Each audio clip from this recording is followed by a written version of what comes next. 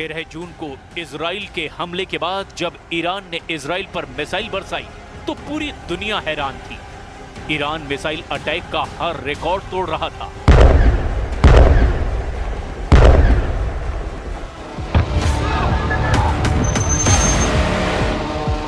क्या तेल अवीव, क्या हाइफा और क्या इजराइल का डिफेंस सिस्टम, ईरान की मिसाइलों ने इजराइल के हर कवच को भेदा और बता दिया कि जब उसकी मिसाइल फायर होती है तो उन्हें रोकना ना इजराइल के बस की बात है और ना ही अमेरिका के।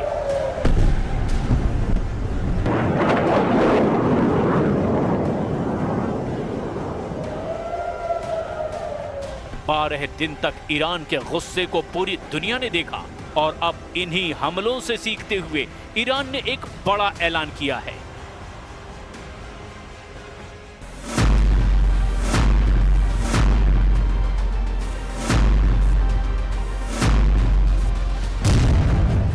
ईरान के रक्षा मंत्री ने कहा कि 12 दिन के युद्ध के बाद ईरान अब डबल ताकत के साथ युद्ध लड़ने के लिए तैयार है। अजीज नासिर जादेह के मुताबिक ईरान की मिसाइल पावर 2 गुना बढ़ा दी गई है। ईरान को लेकर बड़ी खबर इजराइल के मीडिया में भी छप रही है। खबर यह है कि ईरान ने अब दूसरे देशों में हथियार की फैक्ट्री बनानी शुरू कर दी है। हालांकि किस देश में, इसका जिक्र नहीं किया गया।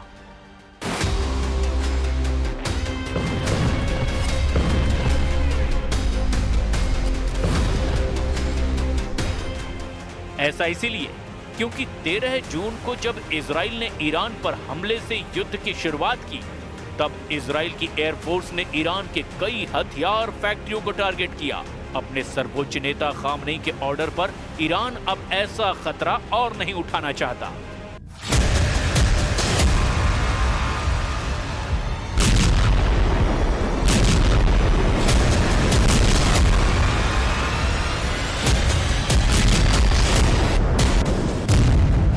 सवाल ये उठ रहा है कि अगस्त के आखिर या फिर सितंबर की शुरुआत में ईरान इजराइल की टक्कर फिर शुरू हो सकती है।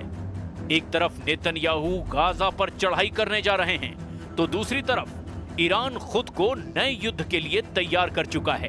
ईरान के रक्षा मंत्री अजीज नासिर जादेह ने कहा कि अब ईरान के पास और घातक मिसाइल आ चुकी है। अगर इजराइल ने फिर हमला किया तो नई मिसाइल इस्तेमाल की जाएंगी।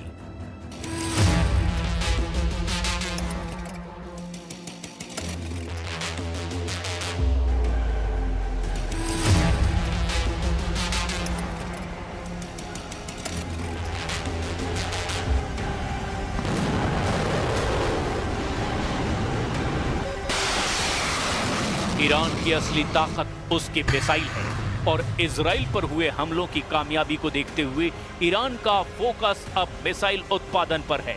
लेकिन साथ में ईरान ने अपने एयर डिफेंस को मजबूत बनाना भी शुरू कर दिया है, क्योंकि जून में हुई जंग के शुरुआती दौर में इजराइल की एयरफोर्स ने अपनी ताकत दिखाई थी और ईरान के ज्यादातर एयर डिफेंस वाले अड्डों को तबाह कर दिया था। इसीलिए ईरान ने अब नए युद्ध की तैयारी के तौर पर अपनी ड्रोन और मिसाइल फैक्ट्री, अपने परमाणु अड्डों और अपने रडार अड्डों को बचाने का काम शुरू कर दिया है। इसके लिए इन सभी ठिकानों को बेहतर डिफेंस सिस्टम से लैस किया जा रहा है ताकि इजराइल अगली बार हमला करे तो ऐसे ठिकानों को बचा लिया जाए।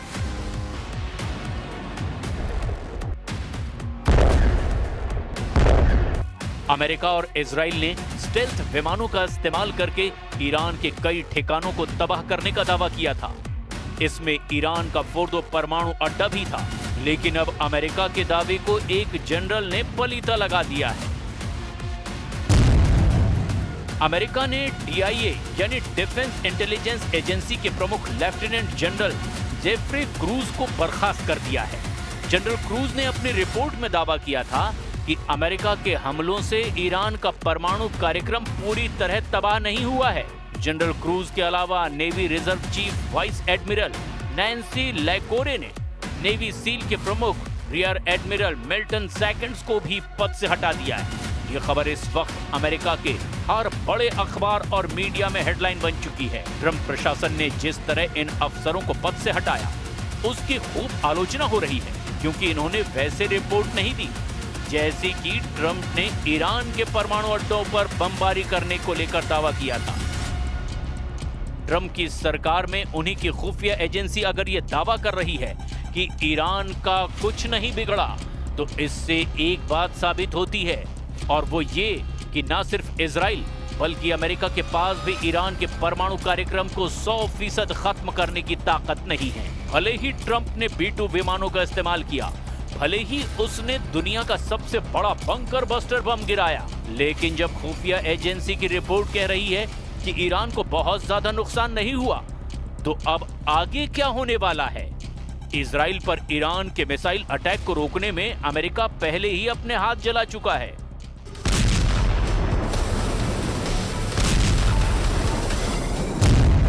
रिपोर्ट है कि इजराइल को ईरान से बचाने के लिए अमेरिका ने जब अपना सबसे बेहतरीन मिसाइल डिफेंस सिस्टम थाड एक्टिव किया, तो ईरान की मिसाइलों को रोकने में थाड का 20% मिसाइल स्टॉक खत्म हो गया। यानी अमेरिका ने जिस मिसाइल डिफेंस सिस्टम को रूस और चीन से बचने के लिए तैयार किया, उसकी 20% मिसाइल तो सिर्फ ईरान को रोकने में इस्तेमाल करनी पड़ी।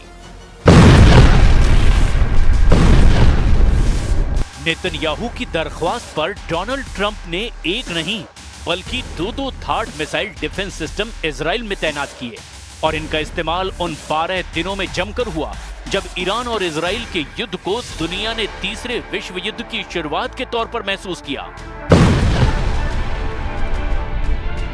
थाड यानी terminal high altitude area defence, ये मिसाइल इंटरसेप्टर यानी मिसाइल रोकने वाला डिफेंस सिस्टम अमेरिका की कंपनी लॉकहीड मार्टिन ने बनाया है। अमेरिका के रक्षा मंत्रालय यानी पेंटागन से थाड को लेकर कुछ सवाल पूछे गए, जिससे न सिर्फ इजराइल बल्कि अमेरिका के पूरे डिफेंस सिस्टम की पोल खुलती हुई नजर आ रही है, क्योंकि यह खबर अब वर्ल्ड हेडलाइन बन करके डोनाल्ड ट्रंप और बेंजामिन नेतन्याहू को परेशान कर रही है। हर जगह छप चुका है कि ईरान की आधुनिक बैलिस्टिक मिसाइलों को रोकने में अमेरिका के थाड सिस्टम को बड़ा झटका लगा है। सिर्फ 12 दिनों में उसका 20% स्टॉक खत्म हो गया है। अब अमेरिका को अपना स्टॉक भरने में 8 साल का वक्त लग सकता है। थाड के इस मिसाइल इंटरसेप्टर की कीमत 106 करोड़ रुपए बताई जाती है। 2024 में अमेरिकी सेना को सिर्फ 11 थाड इंटरसेप्टर मिले थे। 2025 के अंत तक अमेरिका को 12 और थाड इंटरसेप्टर मिलने की उम्मीद है, जबकि 2026 में अमेरिका थाड के लिए 25 से 37 नई मिसाइल बना पाएगा। इसकी लागत बहुत ज्यादा है। थाड के एक मिसाइल इंटरसेप्टर की कीमत 106 करोड़ रुपए बताई जाती है। यह खबर अमेरिका से लेकर इजराइल और यूरोप से लेकर ईरान और चीन की मीडिया में हेडलाइन बन चुकी है। जाहिर है इस खबर ने पेंटागन में हड़कंप मचा दिया है।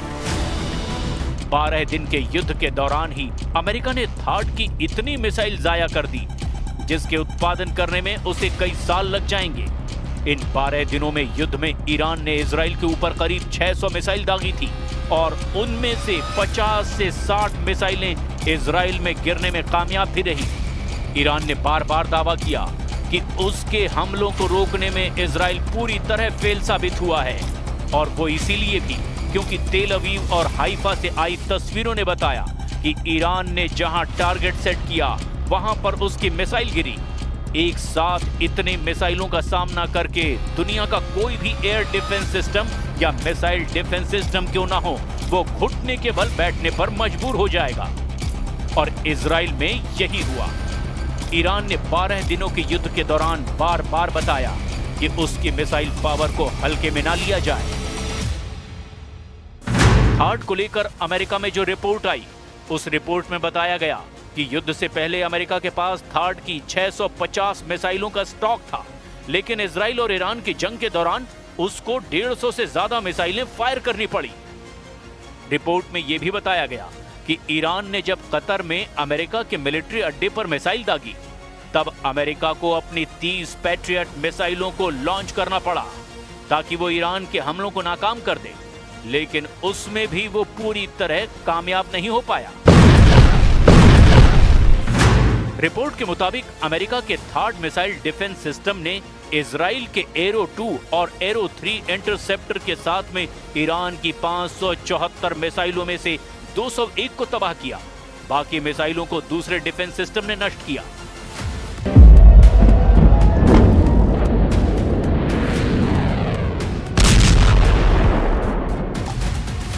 ईरान की मिसाइल पूरी तरह फेल नहीं हुई, इसकी गवाही तो तेल अवीव और हाइफा में हुई तबाही भी दे रहे हैं। इसीलिए ये कहा जा रहा है कि थार्ड या एरो पूरी तरह कामयाब रहे। ये सरासर गलत है, क्योंकि तेल अवीव के बीचों बीच ईरान की मिसाइल गिरी है, जबकि ईरान का दावा है कि उसने इजराइल के सीक्रेट अड्डे नेवातीम एयरबेस को भी टारगेट बनाया। यहां पहले से ही थार्ड मिसाइल डिफेंस सिस्टम तैनात था।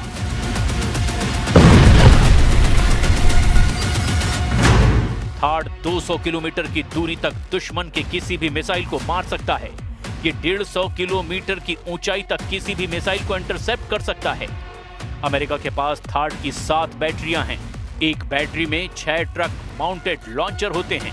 दुश्मन की मिसाइल को रोकने के लिए ये थार्ड सिस्टम के एक लॉन्चर से एक बार में 8 मिसाइल दागी जा सकती है, यानी पूरी बैटरी में कुल 48 इंटरसेप्टर मिसाइल होती हैं। इसे ऑपरेट करने के लिए 95 सैनिकों की जरूरत होती है।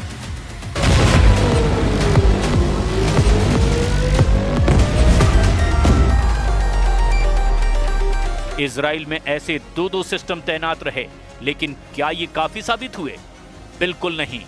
हाइफा और तेल अवीव में गिरती हुई मिसाइलों ने बताया कि ईरान एक बार में सैकड़ों मिसाइल फायर करने की ताकत रखता है और उनको रोकना ना इजराइल के बस की बात है और ना ही अमेरिका इसमें 100% कामयाब रहा। और अब ईरान ने अपनी मिसाइल पावर को 2 गुना करने का ऐलान किया है। ऐसे में समझा जा सकता है कि नया युद्ध हुआ या फिर जंग फिर शुरू हुई तो अमेरिका और इजराइल को ईरान से कैसे टक्कर मिलेगी।